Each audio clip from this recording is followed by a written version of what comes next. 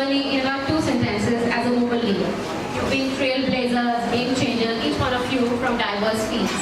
So tell us in about 2 sentences, how has it all been? We can start with Dr. Magda. I'm not going to give some fancy explanation of how easy it was to get here. It wasn't.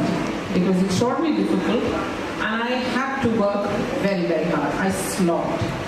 Also, it's not an even ride. It can be a very bumpy ride, which is what it normally is. You will always face difficulties, but the two most important things you need to remember is that you have the strength in you to be able to overcome those difficulties. And if you believe in yourself, and as the lady who is the main speaker for the evening said, instead of stretching your hand out, you do this, nobody will be able to stop you from getting where you want to be. Thank you. Thank you, ma'am. Bollywood is totally male-centric, and the first film that I signed, they gave me the script, and they said, I read through it, and they said, मेरे scenes कहाँ हैं? I said, madam आपके 4 गाने हैं. I said, but मैं singer नहीं हूँ, मैं actress हूँ. So from there on to producing, writing, and now hopefully directing has certainly been challenging, particularly in a business that sees women as flower pots. And you're a best-selling author. Yes, thank you. All right, great. So now I'd like to come to you, Dr. Shama Chona. Everybody knows about your contribution to the world of education and to the world of disability rights. And you have Tamanna, of course. So tell us about your journey. All I can say is that I'm somebody who's a hiker. You know what I mean? I'm always looking for mountains to climb. And when I've climbed one mountain, I want to find another mountain higher than that so that I can climb that too. So it's been joyful, tiresome, but great fun to be with children and now with the disability sector. I think life is beautiful if you love them all. प्यार से प्यार करते चलिए, प्यार की गंगा बहाते चलिए, दीप से दीप जलाते चलिए. Thank you, ma'am. Very well said. Payal, what about you? How has your journey been in the world of couture? I think one thing I'd like to say is you need to dream big for everybody. Young people, those who are starting, changing career paths, those who are halfway into their careers, they want to make, do different things. You need to believe and you need to dream. When I decided to study fashion, it was unheard of, unthought of, because you were just not smart enough to be an engineer, to be a doctor. And everybody told my parents they were nuts to send me to the US to study fashion. And look where we are today. Every single one of you knows what couture means. There was a time nobody could spell it, nobody understood it. People just looked at my face like I was a glorified tailor. So believe in yourself and stay with it, and you'll get there. Well said. Can we come to you, Lipika, now? Can you tell us about your journey in the world of interior design in about 2 sentences? Hi. Interior design happened because I was completely passionate about it. Of course, from the beginning to now, I think everybody writes me off at every stage. When I, passed out from SRCC, did law, did my postgrad from IMC, everybody thought interior design, she's lost it. Maybe she'll get okay, once you get over these hobbies, then you get into a proper job and, all of that. I just decided to do what I wanted to do. So that's the way I've been always. Of course, interior design is an extremely male-dominated industry when I started it. Of course, now it looks like everybody's talking about it being very glamorous, and every young woman wants to dream about either becoming like Payal in the fashion industry, and now fashion and interior sometimes even go hand in hand. But when I started, I would go to a site and the labor would wonder, what is this madam doing here, They would not even look at my face, how the men think about a woman, and their eyes just stop at a certain level. And I would have to really work hard to tell them that, listen, I mean business here. I'm here to do the work. I am here in the capacity of a designer. And once you have to prove yourself and do it, then there's no looking back. Great, so thank you. My journey has been like that. Thank you. Arunima, what about you? What are your contribution to this? My journey has been quite unconventional as well. I did not ever believe in the saying that, a jack of all trades, master of none. I actually wanted to break that myth. So I wanted to study hard, I wanted to do sports, I wanted to do my dance, and I wanted to be best at each. And that's what I did. I went to Stephens, I did economics, I went to LSE, I did a corporate career for 10 years, became director, left, and everybody thought I'm mad. And then I started my art institution. I was always dancing. And throughout my dancing journey, my Guruji always used to say, just dance, just dance. But I wanted to do it all. And I think if you believe in yourself, you work hard, and you set those high goals for yourself, you can do that. So I keep dreaming. When I went to London, I actually wrote a bucket list. Where all do I want to perform? And Buckingham Palace was one of them. And it actually happened. And the Rashtrapati Bhavan. Yeah, Rashtrapati Bhavan. And I just wrote a letter to the president at that time, and I said, nobody's going to read it, but I'm still going to write it. That's wonderful. So dreaming big. And Tahira, you have diversified. You moved from one profession to another and made an ace everywhere that you've gone. So tell us about your journey. So I remember it was a couple of birthdays ago. My dad actually standing here in the audience. He sent me an e-card that said a daughter is not equal to attention, as of TENSION. A daughter is equal to TENSONS.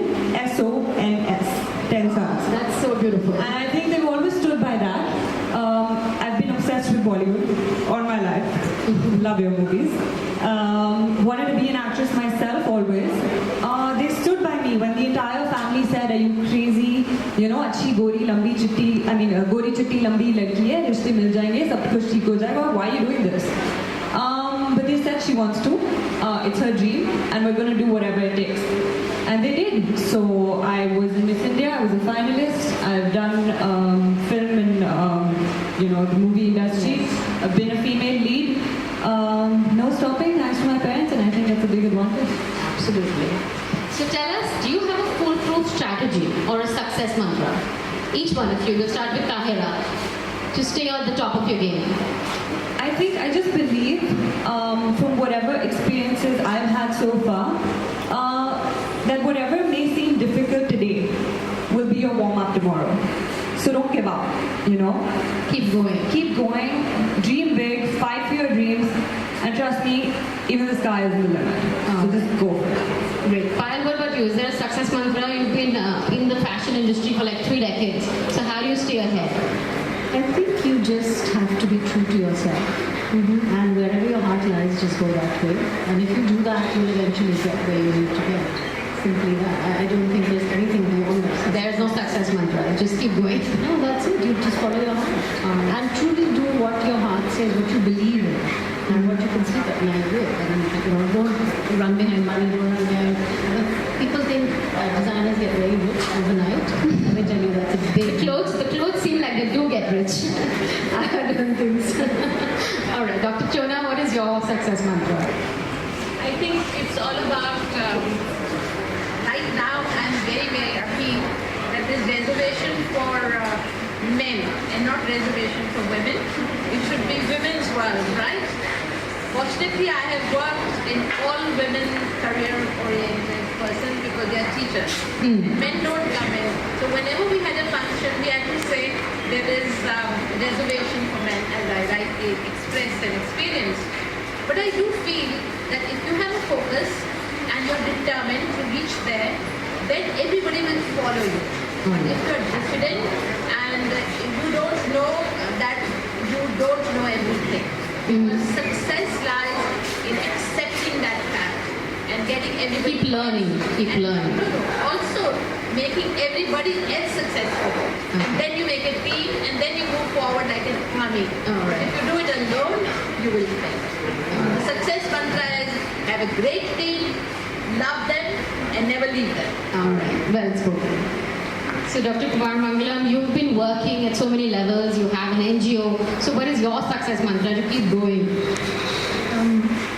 Believe in yourself, never give up. And you really shouldn't care too much about what other people are going to be saying about you, whether it's to your face or behind your back. Because ultimately it all depends on you. Don't expect somebody to come in and lend you a helping hand. The moment you learn that it's you yourself you have to depend on, you will find that almost everything that you thought of as a difficulty is no longer as difficult as you thought it was. No longer unachievable. But of course you have to believe in yourself, and I agree with Dr. Chona, you must have a team. You must learn to delegate, you must learn to share information and skills. you must be able to have people trust you if you're to really, grow in your own space too. All right. Discuss, so what's your foolproof strategy? Firstly, I want to say each of the points that the wonderful ladies have brought out is something that I also completely believe in. There's another thing, there was a story a small snippet that I heard. And ever since it snowed, since whenever it snowed, each and every snowflake that has ever occurred on the planet has a different pattern. There are no two snowflakes that are alike in pattern. There is no other person like you or like me, not a single one. Even twins, identical twins, are not really identical, they're differences. The universe has put in so much of energy into creating you uniquely. And it is we who don't accept ourselves. We're constantly trying to model ourselves after someone else, trying to be like someone else. Don't try to be me, because me is already taken by me.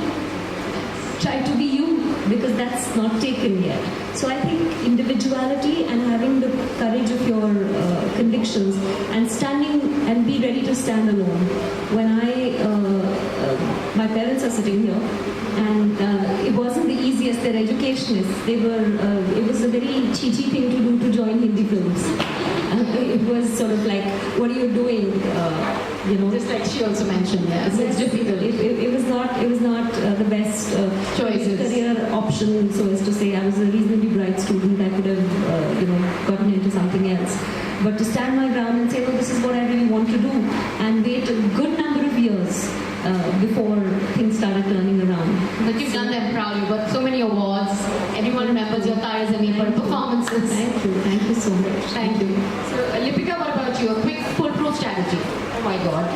Well, there's no one foolproof strategy, but yes, I would say, when you're doing anything in life, there are lots of drawbacks. You fall several times over. But it's not about the number of times you fall, but it's the number of times you get up, brush yourself, and move ahead is what really determines the person that you are. So I would say one should just believe in oneself, go right ahead, keep shining brighter every day, and if the glare or the shine gets too much for the others to digest, I have a solution for this. Give them glares. Actually, that reminds me, Oprah Winfrey said a quote just like what you said, that turn your wounds into wisdom. That every wound that life gives you, you can turn it around and make it your wisdom. So I think that is what exactly you just said. What about you, Arunima? A foolproof strategy of your journey? So I think one should love what you do. I think there's so many people who do things but they don't love them, and I understand the practicality of that. But I think if you love what you do, a lot of things fall into place. The second thing is that because I'm an economist, I studied economics, I always think about building a brand.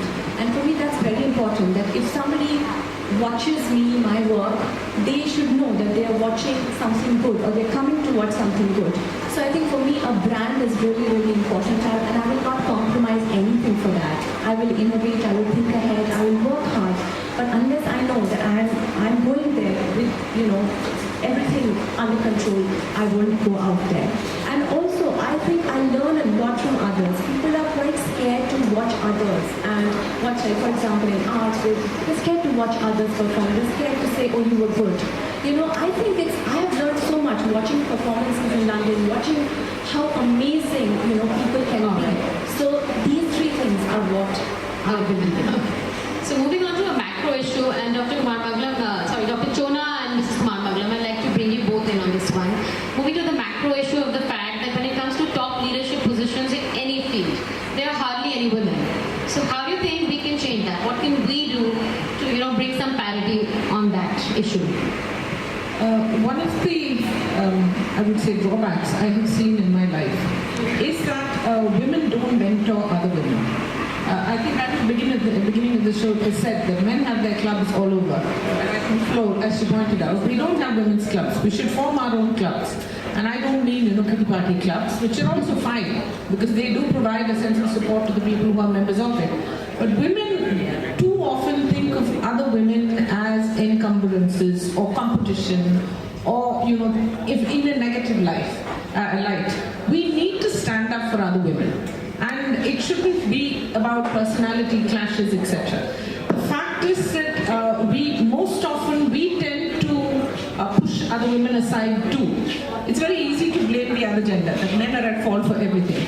But I think that we actually need to consciously befriend, mentor, train, and give other women the opportunity to come up and push other women. It doesn't always have to be about you.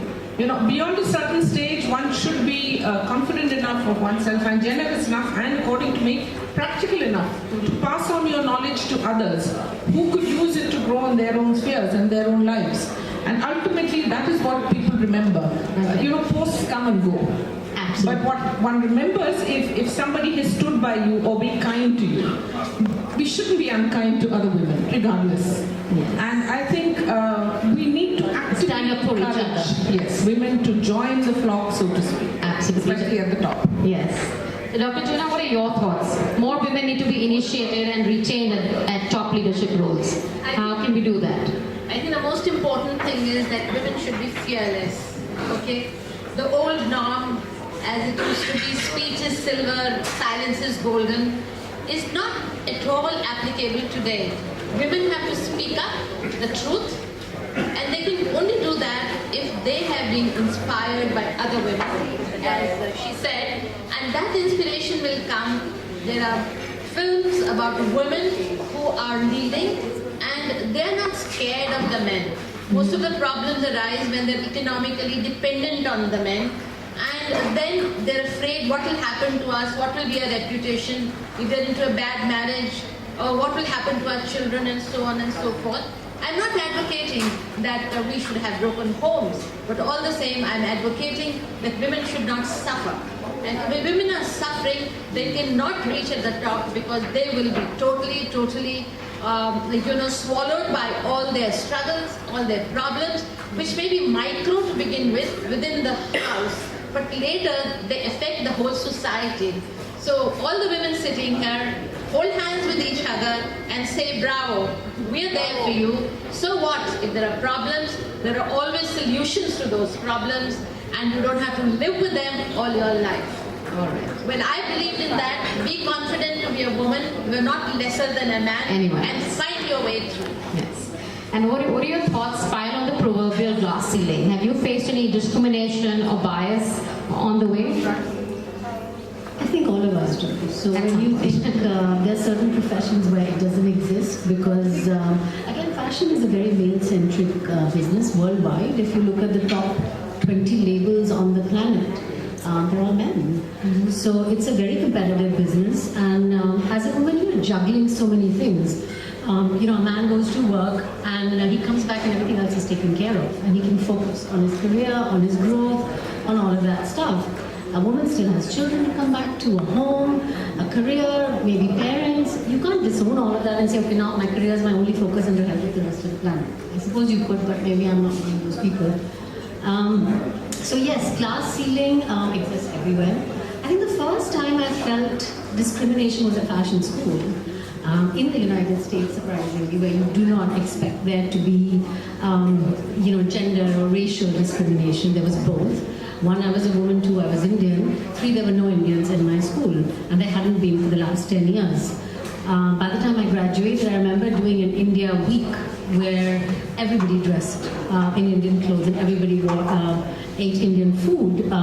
So if you are proud of who you are and you will stand your ground, you can break through all those ceilings.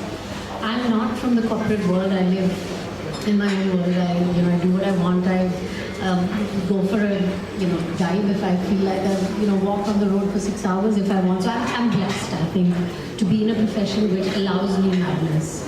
All professions don't do that. Corporate world does not allow that. And I think women who have to deal with climbing the ladder, and to constantly face men, even if they're better and they're left behind. I think they would genuinely be, having a struggle. I have not felt that, but yes, the fashion is a very male-dominated industry. You have to constantly prove it. Priska, what about Bollywood? Bollywood, everybody knows. You have 55-year-old actors romancing these 20-year-old girls. And I recently read Manisha Koirala's very well-worded article, which went viral because of this only, that she said that the men, there are different rules for them. So what have been your experiences about the glass ceiling or breaking through? I was constantly asked to shut up. I was told, "आप सवाल बहुत पूछती है, आप इतना discussion क्यों करती है?" Just do your job, dance around, please. just do whatever you're told to do and then get the hell out of here. And for a long time I questioned myself about that. I had a lot of self-doubt which I had to deal with. That am I doing it wrong? Am I doing something wrong? And then in 2016, I wrote and produced this short film called Chutney, which became the world's #1 short film with 122 million views. Yes. It gave me pause for thought, because I realized that just because there are a lot of people doing something, it doesn't make it right. Maybe I was right. Maybe I was... Oh, you were right. So I think to understand that if you feel there's something not going the way you think it should, stop, pause, ask, question, disrupt. Don't tell them what you got to do. You decide what you got to do. Decide. And then the other thing I think is, which I think Dr. Chona's an educationist better equipped to answer or sort of talk about that. But I think it starts at the level of education. You know, there's the whole good girl concept, which is I have a 5.5-year-old, and I resist saying be a good girl. Please don't be a good girl. There's no such thing. Stereotypes, yeah. There's no such thing. We've killed so much potential within women by telling them this is not what a good girl does. Do what you feel like doing, and throw caution to winds if you must for a while, just to see what it feels like. And we live so tight and corseted in a way. So I think that's where it needs to change. Bollywood, since you mentioned that, I think the problem there lies in the writing. Predominantly films are written by men. Yes.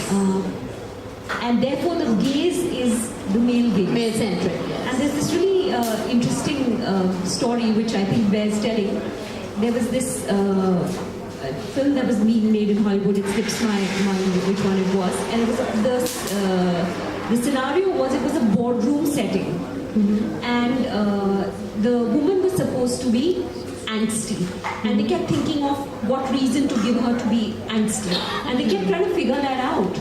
And the director went away. He had an important family matter to attend to, and the assistant director, who was a woman, took the camera from above the table, which is where it was positioned, and brought it under the table, and she put a ladder in her stocking.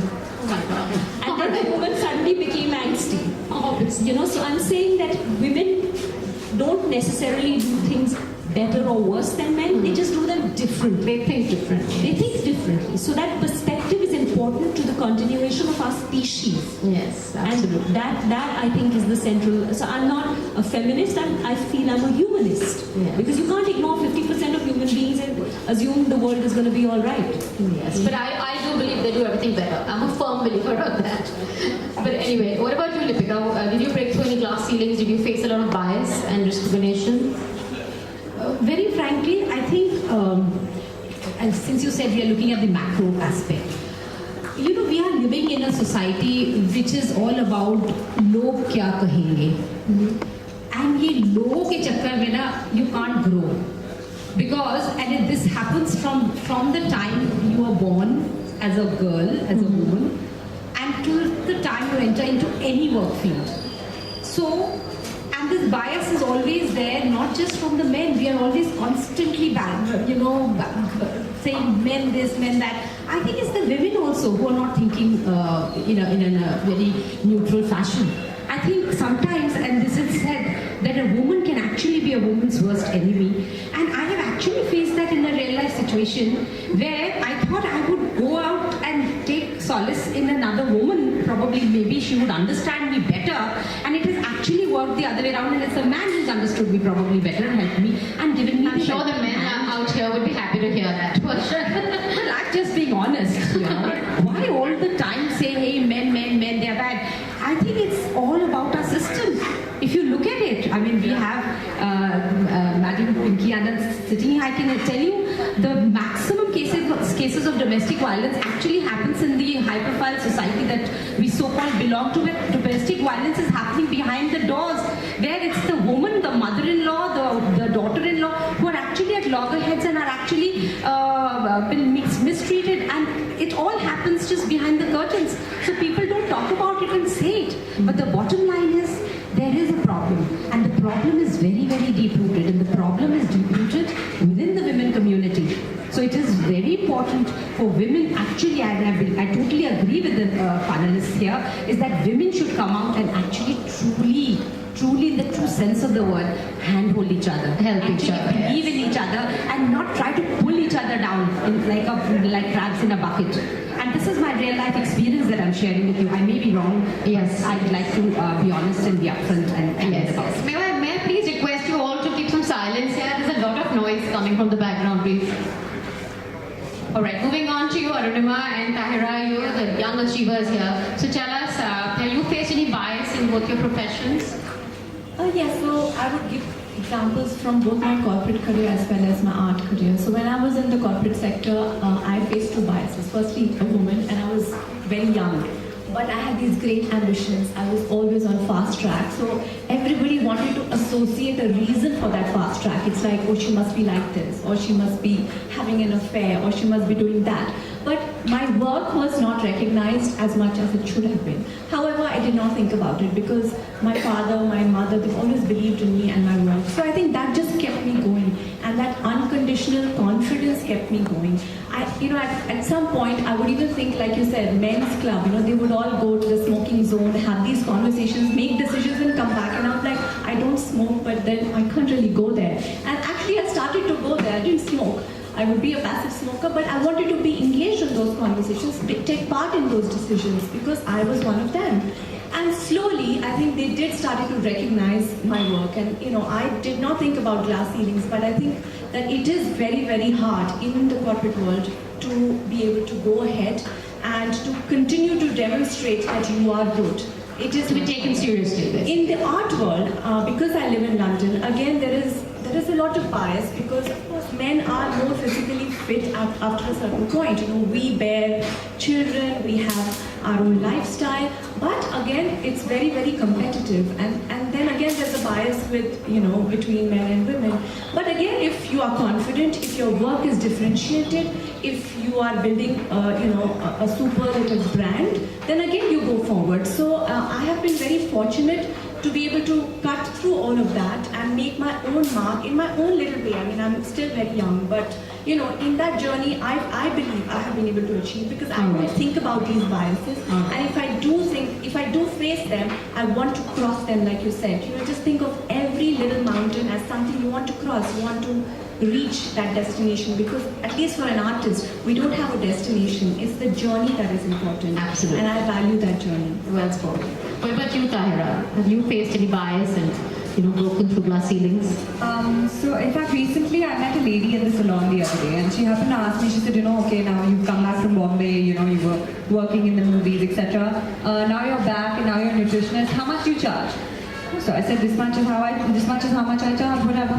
So she said, oh, but isn't that a bit too much since you just started out? And there's so-and-so gentleman who's been a nutritionist in Delhi for so long. And it's close to what he charges. So I just want to tell all the ladies out there, don't underestimate yourself. My answer to her was, well, that gentleman has not been part of Miss India. That gentleman has not been on a film set.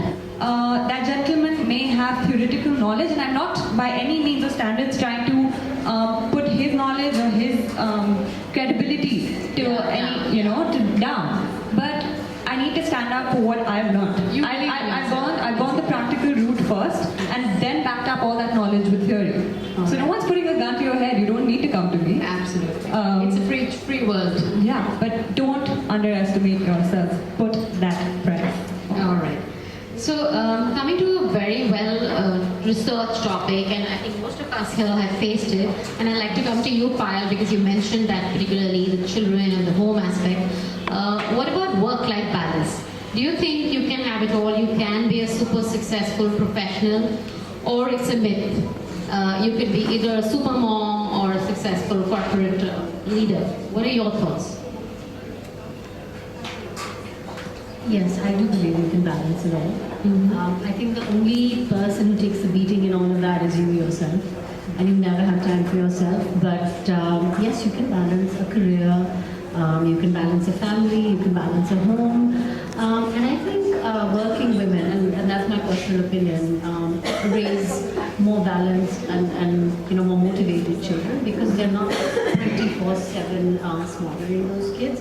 And I don't mean in any way to underestimate homemakers or women who choose to remain at home. But I just think when you're working, your perspective is different. You can give just a broader horizon to your children. There are days when you're pulling your hair out and you're just wondering how you're going to get past all of that. And I am pretty hands-on with my daughter. I know her homework, I know how her books are labeled, what is going on, what books are to be read, what stories are to be told, how much iPad she watches. All of that is very micro-controlled. But there's a little secret that I picked up. It takes a village to raise a child. And we often forget that. I have surrounded myself with a bunch of strong women. And two of my personal assistants are women who stopped working because they had children. And they came back to working with me. And sure, we had to train them and get them to be working and talking to Support them. flexi hours and figuring each other out. But they're today two of the most super efficient women who can be there. The second thing I want to say is we don't invest enough in our mother-in-laws. Which is a very, very important That's thing. a good thing to know. I think it's crucial. She is an important resource. Other than other facts, I think it's very important to recognize that. Mother-in-law, they make your whole world go around. It's a very important resource, and once you know that, you will make every effort, because when you need to go out and do that assignment or shoot or whatever, then you can just say, "Ma, please, can you?" and it will fall into place. But on the other days, you will need to do what she asks you to do. So it's Give some and take some. give some, take some, and I think you can certainly achieve work-life balance. Somebody once asked me the same question, and they said, "Can women have it all?" And I thought to myself, if you're willing to give it all, you can have it all. Actually, that's very well spoken. If you give it your best, you'll get the best. Great. Lipka, any thoughts there? Well, I think after listening to Tiska, I think it's quite interesting to understand this whole work-life balance. But I think women who are in general trying to achieve successes are also wanting to be extremely successful at home too. So they want to be these super moms who want to be the best mothers. Everything should be micromanaged, everything should be perfect. And with the bargain, they completely burn themselves out. And I'm telling you, I've seen a lot of this happening, where you want to be super at workplace, so obviously you are also going to be super at home. And with the result, you're actually doing 2 jobs in one day. So I think a little lesson here for the young mothers: don't try to get a certificate for the best mother on the world. You will never get it. You're anyway a good mother, so it doesn't matter. So do as much as you can. Take it easy. Take a back seat. The mother-in-law theory is great, Tiska. And not just the mother-in-law, the husband. I think the husband should also be equally involved in everything that you do. It's okay if you're not the best cook or the best person to clean everything in the house. It's okay if the room is a little messy, because we tend to get overexcited about push ourselves. And then at the end of the day, oh my God, what am I into? And then that introspection. So forget it. I think life is easy when you take it easy, and I think one should take it easy and enjoy the journey and keep focused. Thank you. So now, Kofi Annan had said, we'll just do an audience round after this. Kofi Annan had said that empower a woman and empower a community. And there is no tool more effective for development than empowerment of women. So what does the term women empowerment mean to you? And how do you do that at an individual level? How do you empower women? You are working with Prakriti, your NGO, so you can start with what you're doing with women. How do you empower other women? Basically, in a country that's as, in many ways, patriarchal as India is, actually the whole world is extremely patriarchal. One of the two things that are basic to any woman's finding herself or being confident about herself, being empowered, is education and economic security. You need to be able to teach your daughters from a very early age that you can do it. Unconsciously, there is a bias against girls. I was one of those extremely lucky ones who never had to face it. I studied where I wanted. I was one ruffian. I was a little tomboy. Nobody would believe it probably, but I was. And nobody ever told me you can't do this, you can't study, etc. I was very good at studies, fortunately, but it's not as if my life was all a bed of roses. My father died in an air crash when I was 15, and we are originally from the south of India. So I had a bargain with my mother and tell her that, look, I want to do at least my undergraduation in Delhi. And she said, fine, if you get into Stephens and you get eco, I'll let you stay. Now, I'd never done eco. In those days, you had only 11th class. And I'd never done eco in school. But luckily for me, I did get it. We were the first batch of girls. Wow. And then after that, we were 5 girls in a class of 106 boys. So we used to make fun of them. Now when I go back there, I tell all the girls, we really laid the groundwork for you guys. We used to be looked at like little cockroaches or insects. If they could stamp us out, they would. But these are struggles that every woman goes through. And I think every struggle makes you stronger. We need to teach our girls that they're as good as anybody else. And that is very, very rare. You should be able to tell your daughter that yes, you can. I have been a single mother since 91. I raised 2 young daughters. One is a lawyer, one is a journalist. I have a little granddaughter who's of course the apple of my eye, but she's one cheeky little upstart, many people call her. They are the people who should come forward and actually do something productive with these craftspersons, and I think beautiful things can happen. We have such a rich cultural heritage. Absolutely. We need to be first proud of it. Yes. The pride has to come first. Everything else will follow later. Yes. So as you are rightly saying, Payal, that it's not glamorous enough and all of that, we need to make it glamorous. Why not? Let Tiska next time wear a beautiful tasar or a kanjivaram and say, okay, I'm proud to be wearing it because that's Indian and that's the way it is, and have a little story to talk about as to how many people were behind creating that piece of art. So I think we need to be proud of our own culture. We need to take it to at the national level and at the international level, and loads and loads of women who are actually in this craft can be by default be empowered, and a lot can happen to the economy in the bargain. Great. Most of the time you'll find me at home with my 2 doggies on one side, each on one side, with some music on and reading some book with the other. Frozen yogurt. I'd love to dance my stresses away, so I believe work hard, party harder. Hugging my daughter and fighting with my husband. My husband had it, and then he came and had daan in India. Do we have your husband here? We'll get a verdict from him. Yeah, and then he said, daan aise hoti hai. All right. Okay, what's your hidden talent, Lipika? I think I can switch moods very quickly. So I could be very angry at one point of time, and the very next instance I'm really calm. Is that a talent? Absolutely, my God, that works wonders. What a little success. All right, okay. We'll talk after this. So what about you, Tiska? What's your hidden talent? I've become guilt-free. That's I live a guilt-free life. for a mother. I think that's a big thing. Well spoken. So what about you? At their own pace, and I tell them this is how you should, perhaps you would look at it, etc. I find a great deal of pressure in working with young people. So in a way, perhaps in office, that certainly is a stress buster for me. They don't come, I don't take my work home. But I find that when I'm able to work with them, I myself learn a lot from them. So it's a hidden talent. I don't know why. No, that's not cocky at all. That's a lovely talent to have. I really wonder if I have a hidden talent because my life. Everybody knows your talents. Because my life such an open book. Yes.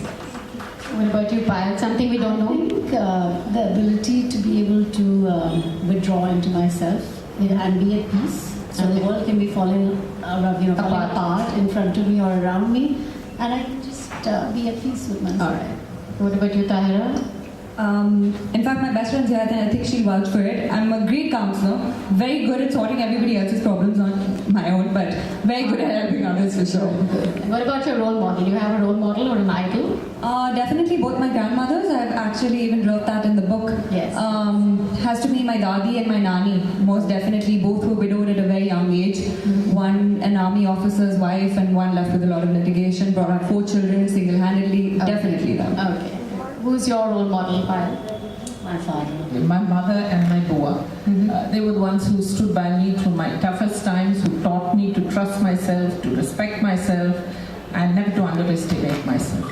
And they also helped me bring up my 2 daughters. In my case, my daughters still swear by the food my mother and aunt cook. However good a cook I may be, I'm never the best. So.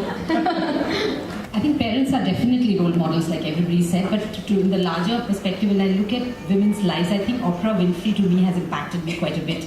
Coming from a very modest background, almost poor background, to an anchor, to a TV show anchor, and now a philanthropist. My God, she has actually touched people's lives. Absolutely. And made a change and brought in a revolution in this entire world where there's so many problems. And I really salute women like her. And I think there should be more and more women who should come up to that level. Okay. Again going down, so I always think I'm going to fall. And then when I was asked to perform at the Buckingham Palace, the best place that they could give us was to climb these stairs and then perform them. And we had to dance on the stairs, do all our poses on the stairs. And I said, this is God's revenge on me. You have to face the entire day I used to practice walking up and down my home, the stairs, so that I do not make that faux pas. I did not, but yes, I could have. Wow, that's a lovely anecdote. I identify one big faux pas, but I guess that's the way I am. People have accepted me, and I'm okay with this. That's adorable too. Iska, what's been your first faux pas? Cutest answer. Yeah, very sweet. I can't think of a faux pas off the top of my head, but I have extreme OCD. I can think of nothing better than the person I took over DBS was Mr. Lugani. And so we were sitting interviewing little babies, and he asked a child, where is your forehead? So I said, sir, he said, where is your forehead? Where is my forehead? I said, sir, what are you asking? You don't have a forehead.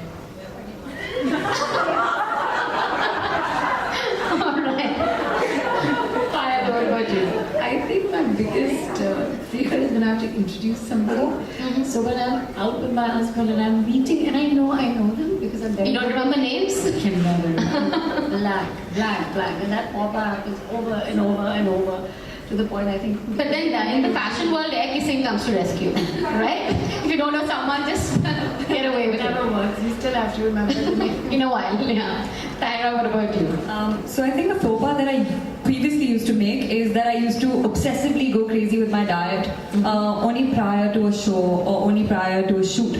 Now that I have more education and more sense and knowledge in... Now you're teaching others. And now that I'm teaching others, I do understand it's a way of life and there are no shortcuts to feeling good, looking good and sustainable weight loss. So any faux pas now? This was a faux pas. Just doing something like that. I mean, this is only the... I'm sure there are many more. In the movie, but something fun, something, which you can remember. I can think of now. But this is what I can relate to my work is that. Okay. Thank you so much. As the Silver Arrows team to quickly felicitate our eminent panelists. Please come on stage. We'd like to thank each one of you to spare your valuable time for this event.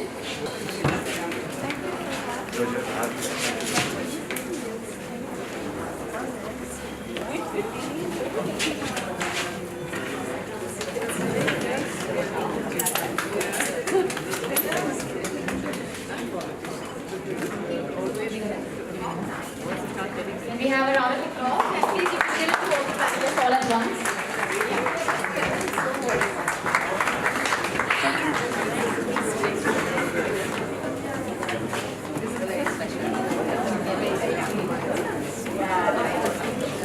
Maybe give them all a picture and then you.